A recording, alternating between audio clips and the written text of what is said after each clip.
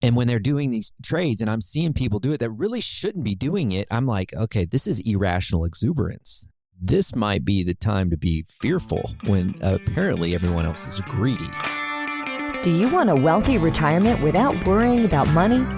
Welcome to the Retire in Texas podcast, where you will discover how to enjoy your faith, your family, and your freedom in the state of Texas.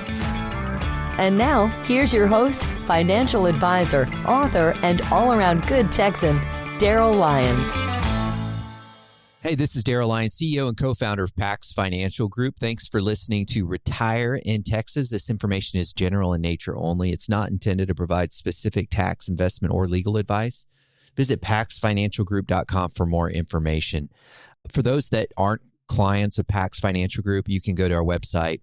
You can click on a button that says Contact Me, and you can schedule a 15-minute consultation with one of our advisors. We have 10 advisors right now. We'll probably have a few more next year. There's a few that have capacity. We have a certain amount of slots for each advisor, and so some of them are at capacity. But go on that website, click Contact Us, and we'll schedule a 15-minute consult and see if we're a good fit.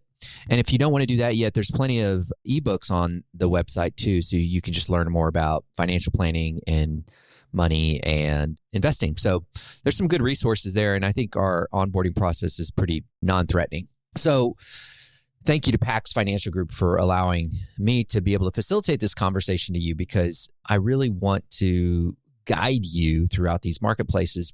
And just a lot of noise right now, political scandals, accusations, abuse of power, war in Israel, inflation, the government debt, another debt ceiling debate, immigration mess. I mean, it's overwhelming and you can feel it in your shoulders. Everyone says there's nothing to worry about, nothing to see here, folks. But we all know that there's just a lot of mess. So how do we handle this? The data is actually interesting. We're seeing a lot of pessimism in the marketplace. Bank of America does an index that says, okay, are analysts, research analysts, people that really know the marketplace, are they optimistic or pessimistic? And right now there's what we would consider bearish signals, which is a sign of pessimism. U.S. investor sentiment is down. The small business index is trickling down. So these are all like independent surveys, and they're all moving towards pessimistic environment.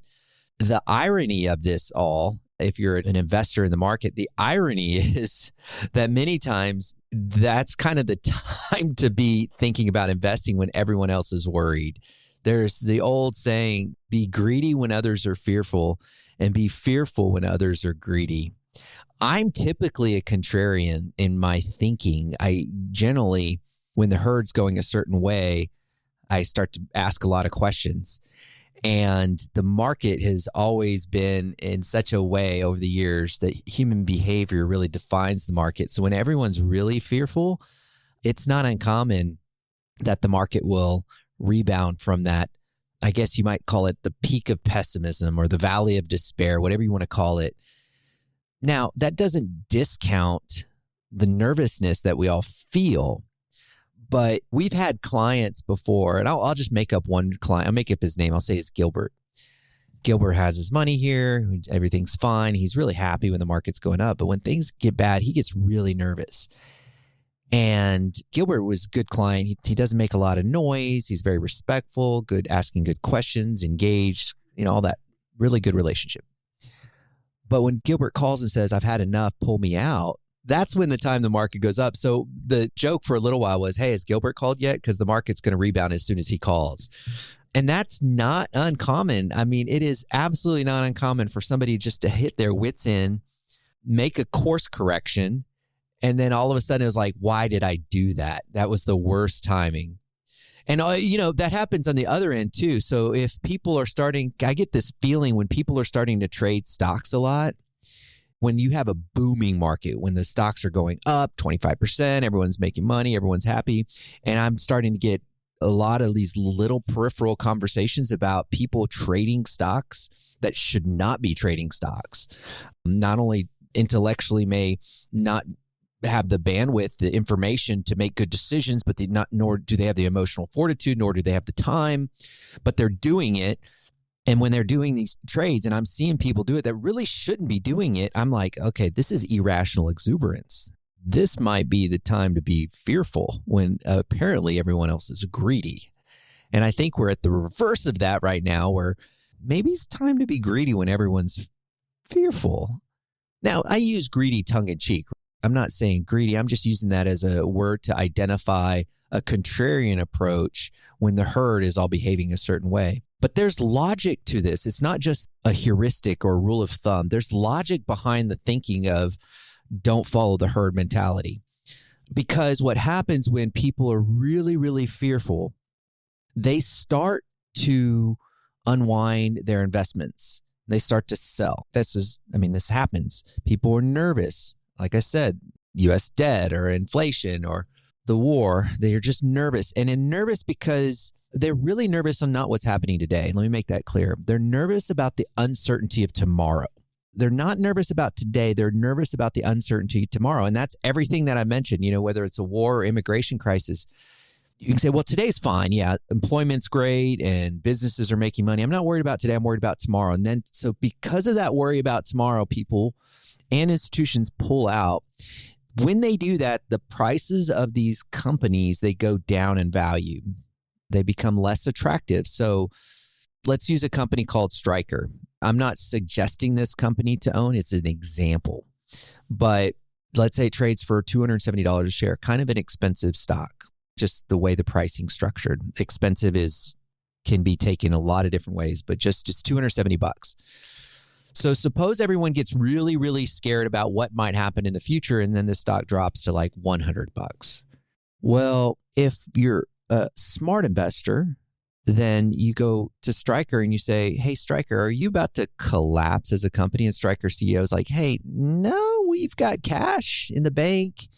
We're still selling products. And you scratch your head and you go, how are you selling products? Everyone believes the world's going to collapse. And they would say something like, well, 10,000 people are turning 65 every day. We do hip replacements, and that's not going away anytime soon. And then you go, oh, that actually makes sense. And now I can buy it at $100 a share. Then you've got these people. This is just a microcosm of how people behave when they don't follow the herd. And then money starts flowing back into these stocks because they're good companies that are going to be around a long time. And that turns the market around. But we have to hit an inflection point where the bargain shoppers come into the market and the herd is leaving. There's kind of a little inflection point in the market. We just don't know where that bottom exists. Of course, if we knew the bottom, we would just kind of time this thing.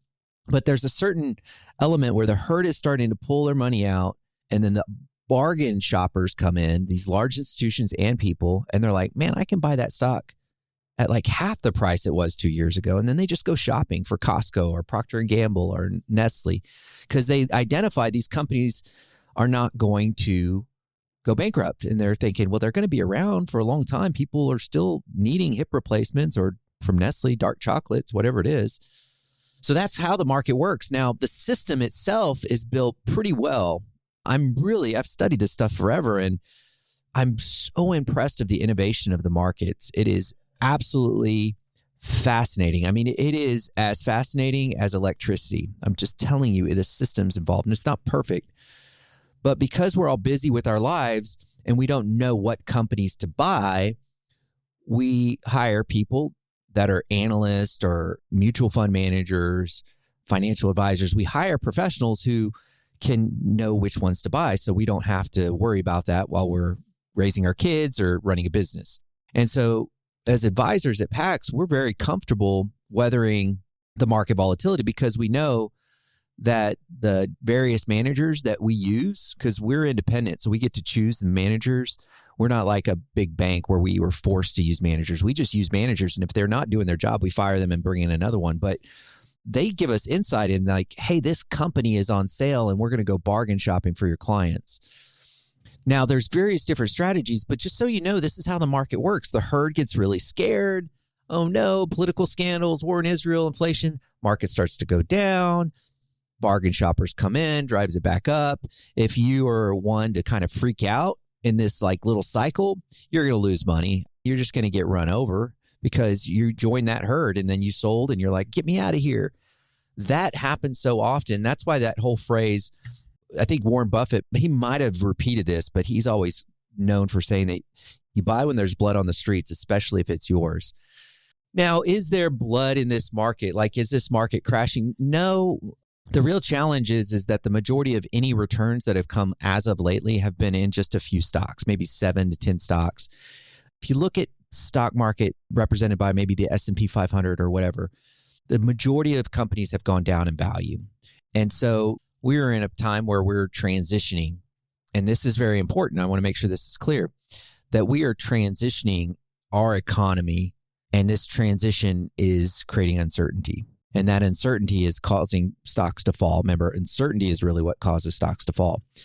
So whenever you have change, whenever you have transition, you create uncertainty. And so we've got this cloud of uncertainty hanging over our economy.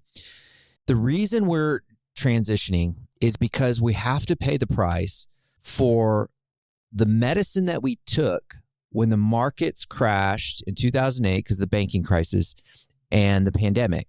The stuff that we did as a country, we have to unwind that stuff. It was called quantitative easing. It was called reducing interest rates to negative. It was all this stuff that we had to do, that we're on life support as a country. We have to unwind it. And to unwind it, it's actually a tricky thing to do. And so far, the Fed's done a pretty reasonable job, as from my vantage point. The jury's still out. But the Federal Reserve had to raise rates, and we had to do a bunch of things. But this transition is just a tricky one. And so a lot of that uncertainty is rooted in the unknown of what the future looks like. But so far, so good. You would think when interest rates go up as fast as they have gone up, you would think that the unemployment would go up and people would be looking for jobs. And that's just not the case. Now, that may change in the future, but right now, employment's really good. Businesses are still functioning. I mean, if you've been to Costco lately, they're still functioning. Movie theaters, still people going to see Barbie and Taylor Swift and all that stuff. So the economy is still functioning despite the fact that the Fed had to raise interest rates to get us back to a level playing field because of the mess that we had in the last several years. The cool thing about this, kind of describing this negative sentiment, the best thing I like is that if you owe money, that's a problem. And I can talk about that later. But if you are a lender, you're like, this is a good time. And how do you become a lender?